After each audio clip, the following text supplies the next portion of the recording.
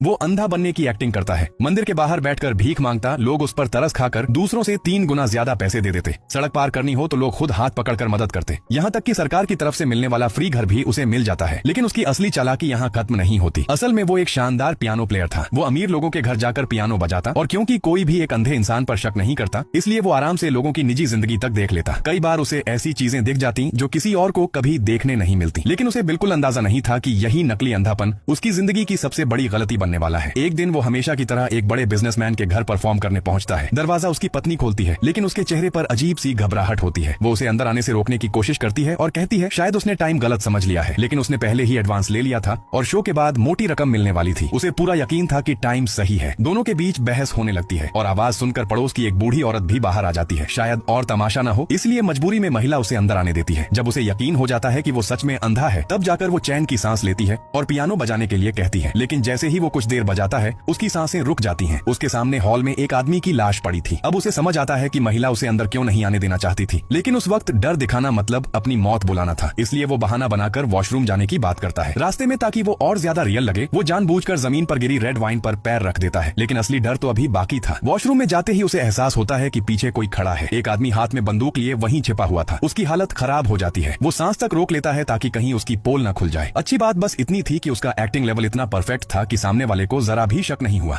वापस लौटते वक्त वो साफ देख लेता है कि मरा हुआ आदमी वही बिजनेसमैन था। उधर महिला फोन पर ऐसे एक्टिंग कर रही थी जैसे अपने पति से बात कर रही हो। फिर दोनों उसके सामने आराम से लाश ठिकाने लगाने लगते हैं। आदमी लाश को सूटकेस में भरता है और बाहर ले जाने की तैयारी करता है। महिला दरवाजे पर जाकर ऐसा ड्रामा करती है जैसे उसका पति अभी अभी घर आया हो। फिर वो अपने पति की पुरानी रिकॉर्डिंग चलाकर नकली बातचीत शुरू कर देती है ताकि अंधे पियानिस्ट को कुछ शक न हो। थोड़ी देर बाद वो कहती है कि उसके पति को अचानक बाहर जाना पड़ गया। सूटकेस लेकर वो आदमी बाहर निकल जाता है। घर से निकलने के बाद वो सड़क किनारे बेंच पर बैठ जाता है। उसका दिमाग पूरी तरह घूम चुका था। वो सोच रहा था कि पुलिस के पास जाए या नहीं। तभी पास बैठी लॉटरी बेचने वाली औरत कहती है कुछ अच्छा करो। कहते हैं इंसान की आंखों में भगवान बसते हैं। यही बात उसके दिल को छू जाती है और वो पुलिस स्टेशन जाने का फैसला करता है।